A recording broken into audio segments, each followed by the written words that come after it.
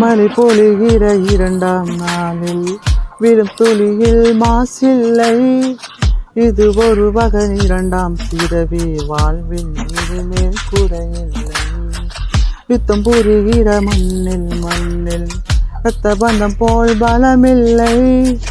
வாயெழுந்திடு வாழ் சுழற்றிடு வான் கிழித்திடு பயமில்லை.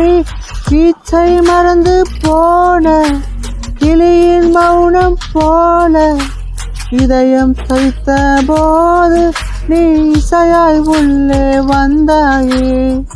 உறவெல்லாம் ஒன்றாக விழியெல்லாம் தேனாக இல்லெல்லாம் தூளாக பறவை கூட்டில் விண் போக்க